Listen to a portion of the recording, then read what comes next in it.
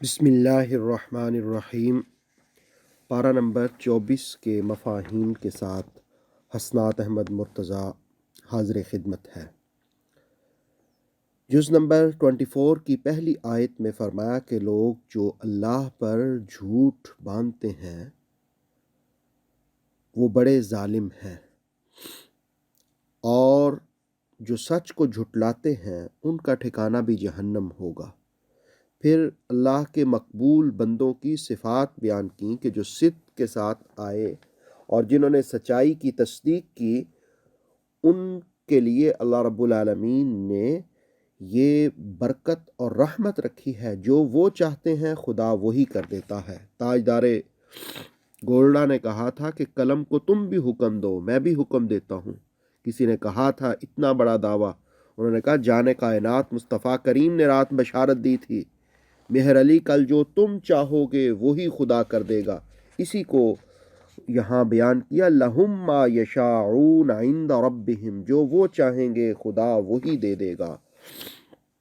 اللہ تعالیٰ اس طرح نیکی کرنے والوں کو بدلہ دے گا، اور جو برے اعمال کرتے ہیں ان کے اعمال کے مطابق ان کو بدلہ دے گا۔ پھر کہا کہ الیس اللہ بکاف عبدہ، کیا اللہ اپنے بندوں کے لیے کافی نہیں ہے؟ جسے وہ گمراہ ہونے دے اسے کوئی ہدایت نہیں دیتا، اور جس کو وہ ہدایت دے اسے کوئی گمراہ نہیں کر سکتا۔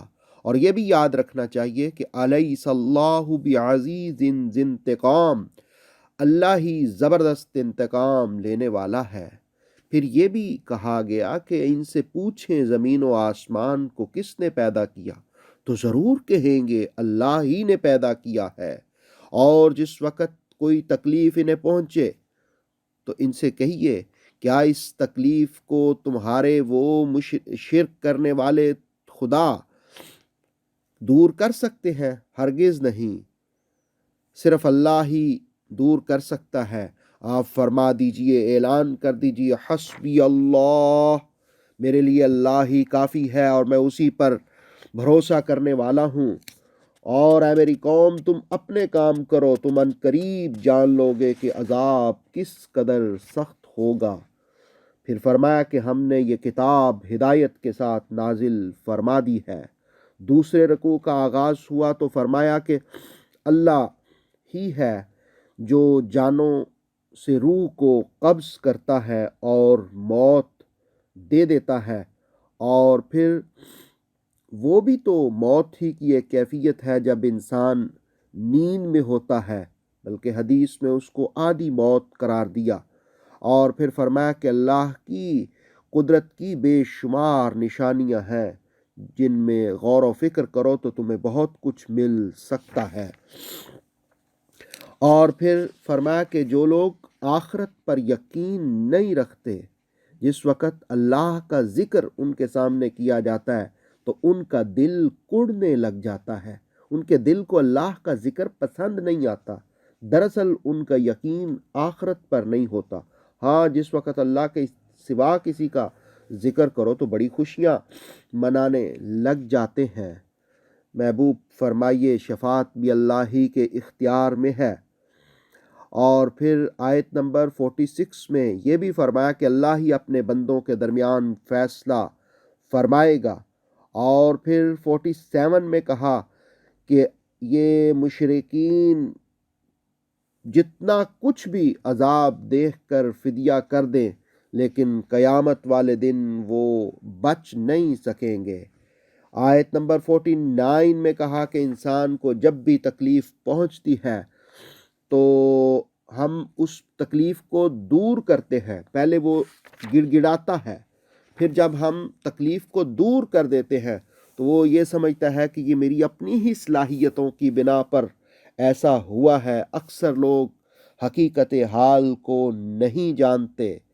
برے کاموں کا برا نتیجہ، ظلم کرنے والے بھی اپنے انجام سے بچ نہیں سکیں گے۔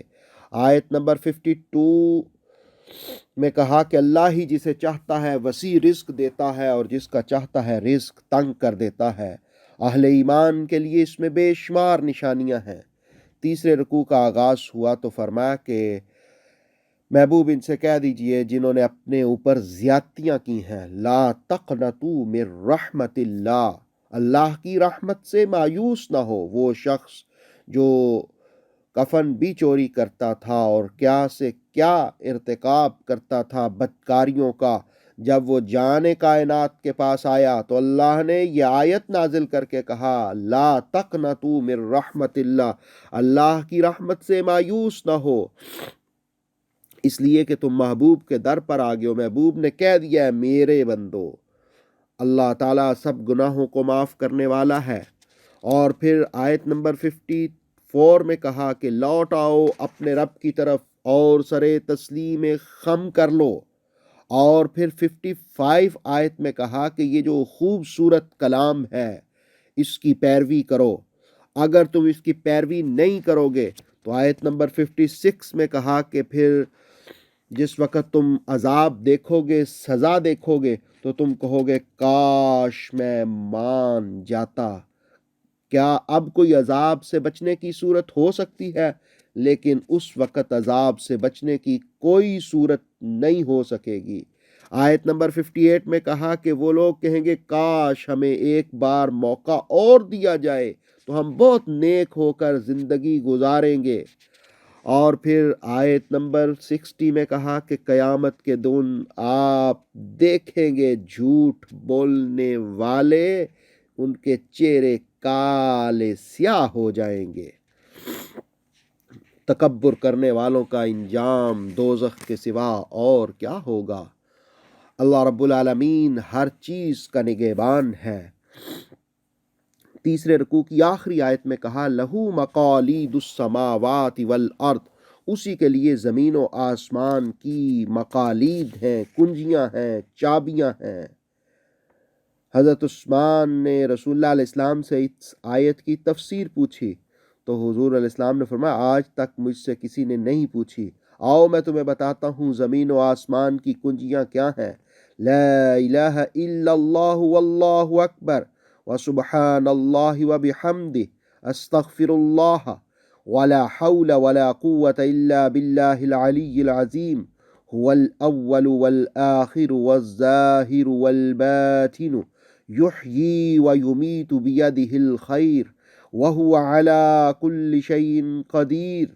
حضرت علی نے بھی اس آیت کی تفسیر مقالید کی تشریح کرتے ہوئے فرمایا کہ جو زمین و آسمان کی کنجیوں اور اس کے خزانے حاصل کرنا چاہتا ہے وہ یہ کلمات 10 مرتبہ صبح پڑھے اور 10 مرتبہ شام پڑھے، یہ جو ابھی کلمات میں نے آپ کے سامنے پڑھے ہیں۔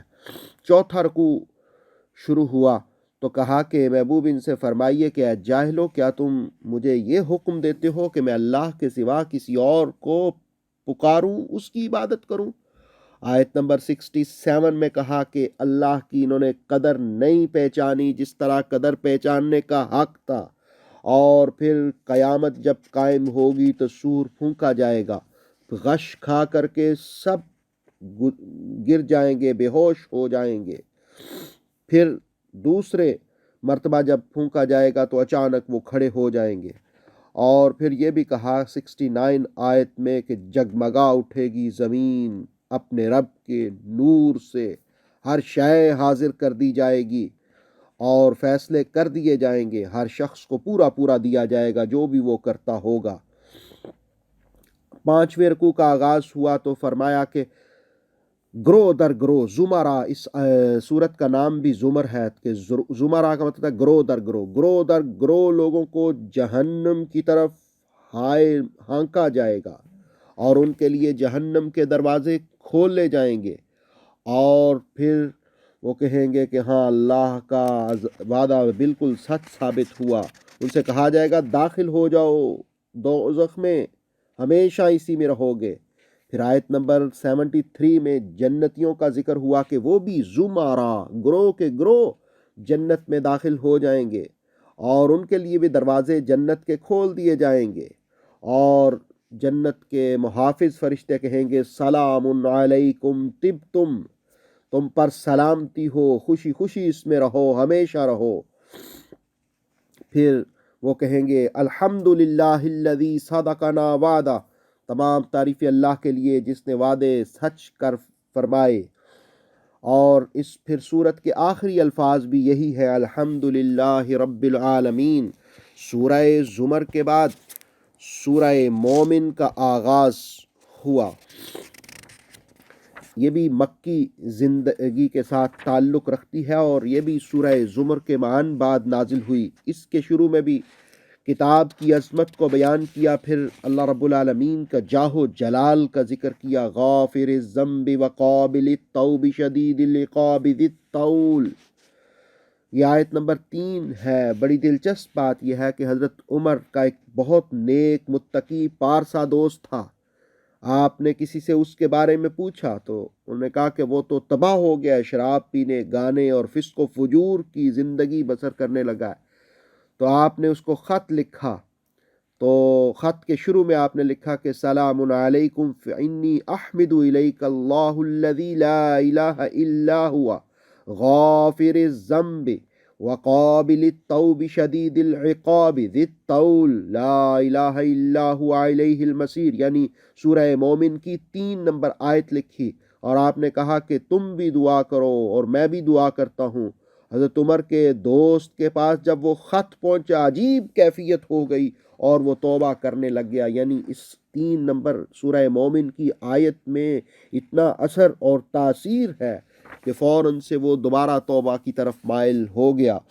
پھر فرمایا کہ دنیا کی زندگی تمہیں دھوکے میں نہ ڈالے، اور جن لوگوں کے پاس دنیا کی بڑی بڑی نعمتیں ہیں، شہروں میں وہ چلتے پھرتے ہیں، ان کا جاہ و جلال بھی تمہیں دھوکے میں نہ ڈالے، یہ دنیا کی زندگی ہے چند دن کی۔ پھر حاملین عرش کا ذکر ہوا، یعنی وہ فرشتے جو عرش کو اٹھائے ہوئے ہیں، وہ صبح و شام تسبیح کرتے ہیں اپنے رب کی، اس پر ایمان رکھتے ہیں اور گناہوں کی معافی طلب کرتے ہیں، اور اللہ رب العالمین کی رحمتیں بہت ہی وسیع و عریض ہیں۔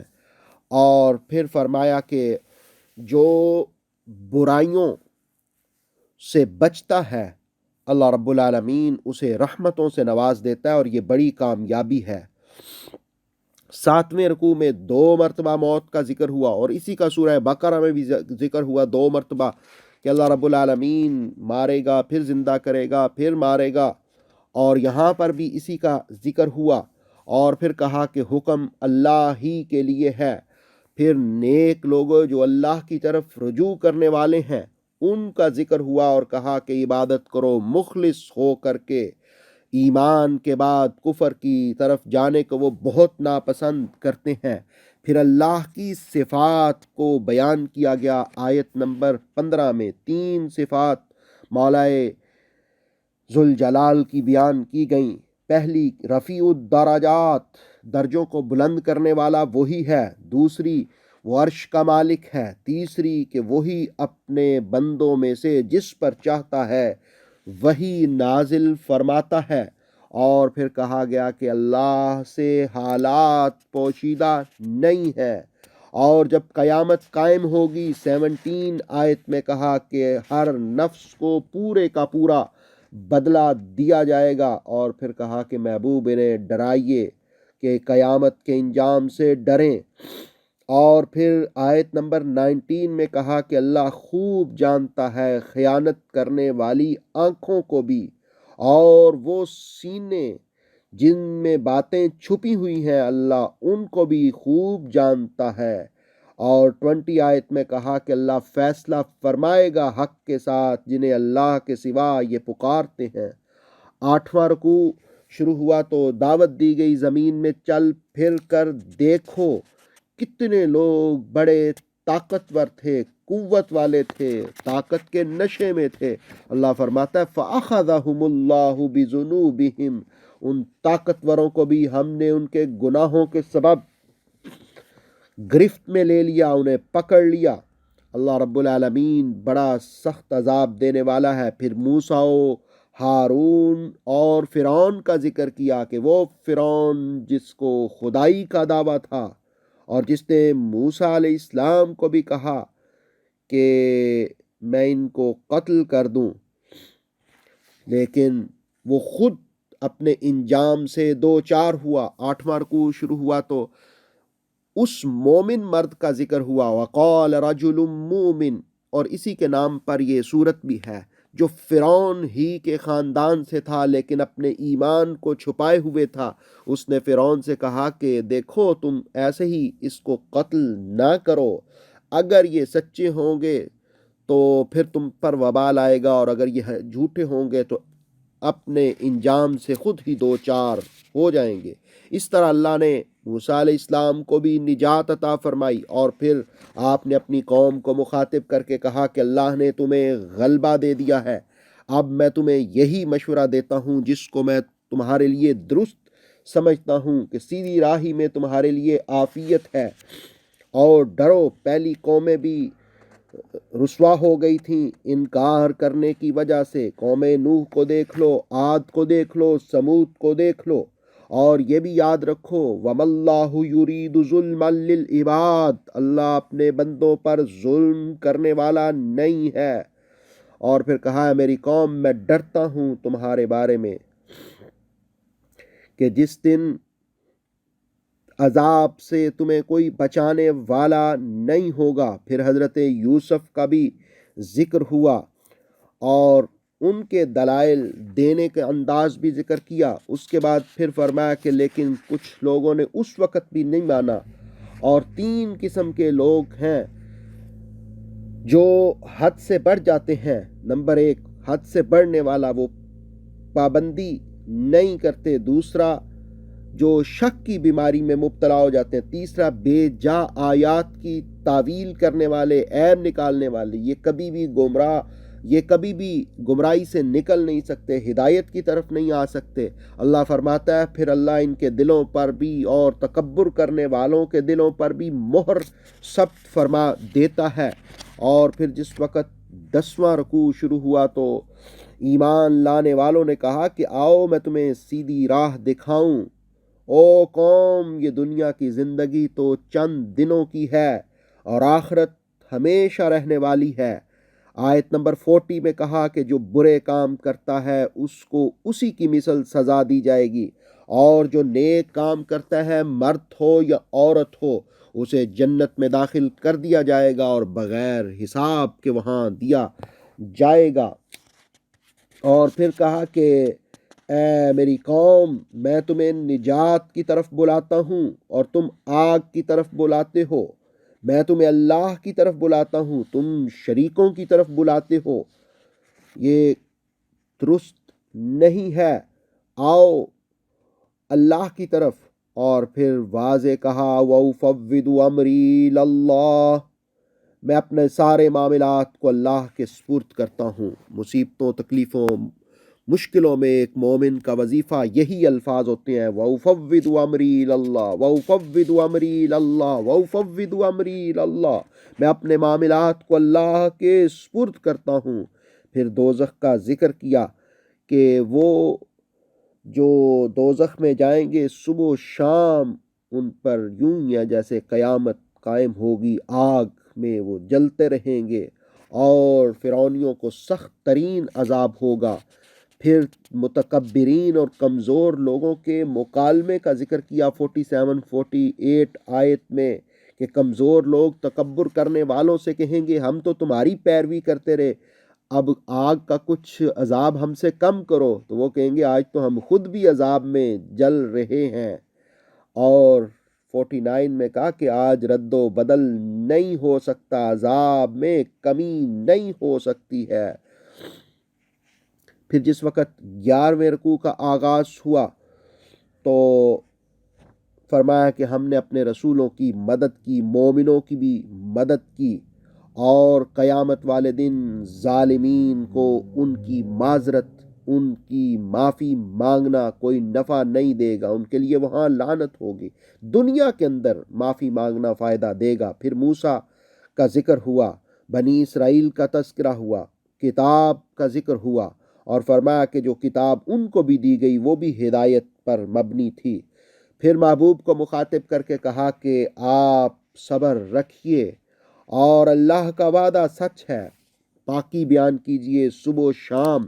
وہ لوگ جو آیتوں کے بارے میں جھگڑتے ہیں ان کے پاس کوئی دلیل نہیں ہے، اور پناہ مانگیے آپ اللہ سے، فاستعذ باللہ، وہی سننے والا خوب جاننے والا ہے، وہی زمین و آسمان کو پیدا کرنے والا اور اس میں جتنے بھی کام ہوتے ہیں اسی کی مرضی سے۔ اور یہ بھی یاد رکھیے کہ اندھا اور بینا برابر نہیں ہو سکتے۔ اور پھر کہا کہ بدکاروں کو ان کے اعمال کے مطابق ہی جزا ملے گی، یہ کم ہی غور کرتے ہیں اور قیامت میں کوئی شک نہیں۔ آیت نمبر 60 میں کہا کہ مجھ سے دعا مانگو میں تمہاری دعا قبول کروں گا، ادعونی استجب لکم، دعا مانگو میں دعا کو قبول کروں گا۔ رسول اللہ علیہ السلام نے فرمایا دعا مومن کا ہتھیار ہے، دعا دین کا ستون ہے، زمین و آسمان کے اس کے نور سے منور ہوتے ہیں۔ ایک اور حدیث میں رسول اللہ علیہ السلام نے فرمایا کہ ترمذی کی حدیث ہے، جس شخص کے لیے دعا کا دروازہ کھول دیا گیا، یعنی وہ دعا مانگتا رہا، اکثر دعا مانگتا رہا، اس کے لیے سمجھو رحمت کے دروازے کھول دیے۔ اللہ سے عافیت کا سوال کرنا اللہ کو بہت ہی پسند ہے۔ مسلم شریف کی ایک حدیث ہے کہ رسول اللہ علیہ السلام نے فرمایا جب تم میں سے کوئی دعا مانگے تو یوں نہ کہے اے اللہ اگر تو چاہے تو مغفرت فرما دے، بلکہ یہ عرض کرے کہ الہی تو مہربانی فرما اور ضرور بخش دے۔ ایک اور حدیث میں رسول اللہ علیہ السلام نے ارشاد فرمایا کہ اللہ کی حمد کرو، مجھ پر درود پڑھو اور پھر دعا مانگو، اللہ تمہاری دعا کو قبول فرمائے گا۔ اور وہ لوگ جو دعا نہیں کرتے، تکبر کرتے ہیں اللہ کی عبادت سے، وہ جہنم میں رسوا ہوں گے۔ 12واں رکوع جس وقت شروع ہوا تو اس کے شروع ہی میں کہا کہ تمہارے لیے رات کو آرام کے لیے بنایا اور دن کو کہ تم اللہ کا فضل تلاش کرو۔ اللہ ہی ہر چیز کو پیدا کرنے والا ہے، اسی نے تمہارے لیے زمین کو قیام کی جگہ اور آسمان کو چھت کی طرح بنا دیا، فَأَحْسَنَ صُوَرَكُمْ، اور تمہیں بہت اچھی شکلیں خوبصورتیں عطا فرما دی ہیں۔ مخلص ہو کر اسی کے دین کے لیے اسی کو پکارو، یعنی دین کے لیے بھی مخلص ہو جاؤ اور مخلص ہو کے اسی کو پکارو۔ پھر کہا الحمدللہ رب العالمین، تمام تعریفیں اللہ کے لیے جو تمام جہانوں کا پالنے والا ہے۔ آیت نمبر 67 میں زندگی کے مختلف مرحلوں کو بیان کیا کہ انسان کو مٹی سے پیدا کیا، پھر نطفے سے، پھر گوشت کے لوتھڑے سے، پھر تمہیں شکم مادر سے بچہ بنا کر، پھر تمہاری بچپن، پھر تمہاری جوانی، پھر تمہیں زندہ رکھا، پھر تم بوڑھے ہو جاؤ گے۔ اور یہ سارا نظام اسی لیے ہے کہ تم اللہ کی عظمتوں کو سمجھنے لگ جاؤ۔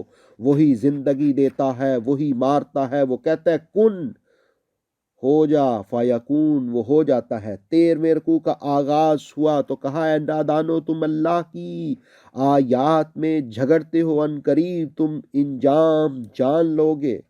پھر سزا کی کیفیت کو بھی بیان ہوا کہ جب وہ کیا منظر ہوگا، توق ان کی گردنوں میں ہوگا، زنجیروں میں انہیں گھسیٹا جائے گا، کھولتے ہوئے پانی میں ڈالا جائے گا، آگ میں جھونک دیے جائیں گے۔ پھر پوچھا جائے گا او تمہارے شریک کدھر ہیں جن کو تم پکارا کرتے تھے؟ پھر وہ مایوسی سے کہیں گے ہم کسی کو پوچھتے ہی نہیں تھے، لیکن وہ دنیا میں گمراہ تھے۔ ان کے لیے دوزخ کے دروازے کھول دیے جائیں گے۔ پھر محبوب سے کہا کہ ان کی حرکتوں پر آپ صبر فرمائیں، اور پھر یہ بھی کہا اللہ کا جب فیصلہ آئے گا تو یہ گھاٹے کے ساتھ کھڑے ہوں گے۔ 14واں رکوع جس وقت شروع ہوا تو اس کے شروع میں کہا کہ اللہ نے تمہارے لیے بہت سارے جانور پیدا کیے، ان کے بہت سے فائدے ہیں، ان پر تم سواری بھی کرتے ہو، ان کا گوشت بھی کھاتے ہو، ان کے دودھ سے بھی فیض یاب ہوتے ہو۔ پھر دعوت دی زمین میں چل پھر کر دیکھو۔ پھر بھی کہا کہ جو لوگ نہیں مانتے، اس صورت کے آخری الفاظ یہ ہیں کہ منکرین، حق کا انکار کرنے والے ہمیشہ خسارے میں رہیں گے۔ اس کے بعد پھر سورہ حامیم السجدہ کا آغاز ہوا۔ اس کے شروع میں بھی کتاب رحمت قرآن مجید کی عظمت کو بیان کیا گیا کہ یہ رحمان و رحیم کی جانب سے نازل ہوئی۔ اس کی آیتوں میں تفصیل ہے اور یہ عربی زبان میں ہے، اور حضور کی صفات بیان کی کہ وہ بشیر بھی ہیں، نذیر بھی ہیں، وہ لوگ جنہیں دعوت دی گئی انہوں نے کہا ہمارے دل غلافوں میں لپٹے ہوئے ہیں اور ہمارے کانوں میں گرانی ہے، ہمارے اور تمہارے درمیان ایک حجاب ہے، تم اپنا کام کرو، ہم اپنے کام میں لگے ہوئے ہیں۔ تو کہا فرمائیے میں لبادہ بشریت میں آیا ہوں، لیکن میری طرف وحی کی جاتی ہے، میں تمہیں بلاتا ہوں اس الہ کی طرف جو ایک ہے، تم اسی کی طرف توجہ کرو، اللہ سے مغفرت طلب کرو، اور ہلاکت ہے مشرکوں کے لیے جو زکوٰۃ نہیں دیتے، آخرت کے ہی منکر رہتے ہیں، اور جو ایمان لاتے ہیں اعمال صالح کرتے ہیں ان کے لیے ایسا اجر ہے جو ختم نہیں ہوگا۔ پھر جس وقت 16واں رکوع شروع ہوتا ہے تو کہا کہ کیا تم اس ذات کا انکار کرتے ہو جس نے 2 دنوں میں پیدا فرمایا اور تم اسی کے مد مقابل ہوتے ہو؟ اور پھر فرمایا کہ وہی جو آسمان کی طرف توجہ فرمانے والا ہے اور آسمانوں کو، 7 آسمانوں کو وہی بنانے والا ہے، اور پھر آسمانوں کو چراغوں سے مزین کرنے والا وہی ہے، اور پھر وہی سارے معاملات کے فیصلے کرنے والا ہے۔ اللہ کے سوا کسی کو شریک نہ ٹھہراؤ، کسی کی عبادت نہ کرو۔ تم مختلف قوموں کے حال دیکھو، قوم عاد نے بھی تو سرکشی کی تھی، انہوں نے کہا تھا من اشد منا قوہ، ہم سے زیادہ طاقتور کون ہے؟ انہوں نے جانا نہیں، انہوں نے پہچانا نہیں کہ جس رب نے ہمیں پیدا کیا ہے وہ ہم سے بہت زیادہ قوی ہے، طاقتور ہے۔ اور پھر ہم نے ان کے لیے ٹھنڈی تند ہوائیں بھیجی منحوس دنوں میں تاکہ انہیں ذلت آمیز عذاب چکھائیں اس دنیا کی زندگی میں، اور آخرت کا عذاب زیادہ سخت ہوگا۔ 17واں رکوع جس وقت شروع ہوا تو کہا کہ ذرا سوچو تو صحیح اس دن جب اللہ سب کو جمع کر لے گا اور سب کو لے آئے گا اور پھر انہیں حساب دینا ہوگا ہر چیز کا۔ اور یاد رکھیے کہ اس دن وہی زندگی دے گا جس نے پہلی مرتبہ تمہیں زندہ کیا ہے، اور اس سے کوئی چیز چھپ نہیں سکتی ہے۔ اللہ رب العالمین تمہارے اعمال کو خوب جانتا ہے۔ اگر یہ صبر کریں تو ان کے لیے بہتر ٹھکانہ ہے، اور اگر یہ رضائے الہی چاہیں تو اللہ کی رضا مل جائے گی، لیکن یہ دنیا ہی کے اندر سٹرگل اور کوشش کرنی ہوگی۔ اور پھر فرمایا کہ جنوں اور انسانوں میں سے پہلے لوگوں نے بھی، گمراہی کرنے والوں نے نقصان اٹھایا، اگر یہ بھی کریں گے تو یہ بھی نقصان اٹھائیں گے۔ 18ویں رکوع کا آغاز ہوا تو منکرین کا ذکر ہوا کہ وہ یہ کہتے ہیں کہ قرآن مت سنا کرو، جب قرآن سنایا جائے تو اس کی تلاوت کے درمیان شور ڈال دیا کرو تاکہ تم غالب آ جاؤ۔ اللہ رب العالمین نے فرمایا کہ ہم ضرور چکھائیں گے عذاب کا مزہ اور قرآن کا انکار کرنے والوں کو۔ اور پھر ان لوگوں کی خوبی اور صفت بیان کی آیت نمبر 30 میں کہ جو ایمان لائے اور انہوں نے کہا ہمارا رب اللہ ہے، پھر اس پر استقامت اختیار کی تو ان پر ہم فرشتے نازل کرتے ہیں کہ نہ ڈرو نہ خوف کھاؤ، تمہارے لیے بشارت ہے، تمہیں جنت کا وعدہ دیا جاتا ہے۔ اور پھر فرمایا کہ ایسے لوگوں کے لیے ہم دنیا میں بھی دوست ہیں اور آخرت میں بھی، یعنی اللہ کی مدد اور یہ اللہ رب العالمین کی مہمان نوازی ہے ان پر۔ پھر جس وقت 19واں رکوع شروع ہوا تو فرمایا کہ اس شخص سے بہتر کلام کس کا ہے جس نے اللہ کی طرف دعوت دی، اعمال صالح کی، اور یہ کہا کہ اننی من المسلمین، میں مسلمان ہوں، میں فرما برداروں سے ہوں۔ اور پھر فرمایا نیکی اور برائی برابر نہیں ہے، برائیوں کا تدارک تم کر سکتے ہو نیکیاں زیادہ کر کے، جس وقت نیکیاں کرو گے تو پھر برائیاں ختم ہوگی۔ پھر یہ بھی کہا کہ جب شیطان تمہیں کوئی وسوسہ پیدا کرے تو اللہ کی پناہ میں آؤ، اللہ کی مدد مانگو۔ اور پھر کہا کہ جس وقت بنجر زمین پر اللہ رب العالمین پانی برساتا ہے تو وہ زمین بھی جھومنے لگتی ہے۔ پھر آیت سجدہ کا ذکر ہوا، اور پھر فرمایا کہ وہ لوگ جو آیتوں میں اضافہ کرتے ہیں، رد و بدل کرتے ہیں، وہ چھپ نہیں سکتے، قیامت والے دن انہیں آگ کا عذاب دیا جائے گا۔ اور اگر یہ قرآن ہم عربی کے علاوہ کسی اور زبان میں نازل کرتے تو یہ کہتے کہ کیا عجب بات ہے کہ نبی عربی ہیں، کتاب عجمی ہے، اس لیے اللہ نے قرآن کو عربی میں نازل کیا، اور فرمائیے کہ یہ قرآن ہدایت بھی ہے، یہ بیماریوں کے لیے شفا بھی ہے۔ پھر آخر میں موسیٰ علیہ السلام کا ذکر کیا، اور پھر 24ویں پارے کی آخری آیت یہ ہے کہ جو نیک عمل کرتا ہے وہ اپنی ہی بھلائی کے لیے، اور جو برائی کرتا ہے اس کا وبال بھی اسی پر ہوگا۔ اللہ اپنے بندوں پر ظلم کرنے والا نہیں ہے۔ اللہ رب العالمین 24ویں پارے کے مفاہیم کے مطابق اپنی زندگی کو ڈھالنے کی توفیق عطا فرما۔ اے اللہ قرآن کے نور سے منور فرما، قرآن کی برکت سے ہمارے ظاہر کو بھی ہمارے باطن کو بھی پاکیزہ فرما۔ اے اللہ رب العالمین اپنی رحمتوں سے نواز دے، ہمارے لیے ہماری آخرت اچھی فرما دے، ہماری نسلوں میں بھی اسلام کا نور رکھنا، ہمارے آباء و اجداد کی بھی مغفرت فرما دے، امت مسلمہ کی مغفرت فرما دے، اساتذہ کرام پیر و مرشد کے درجات بلند فرما دے، دنیا آخرت کی بھلائیاں نصیب فرما دے۔ وصلی اللہ علی خیر خلقی وعلی آلہ وصحبہ اجمعین برحمتک یا ارحم الراحمین۔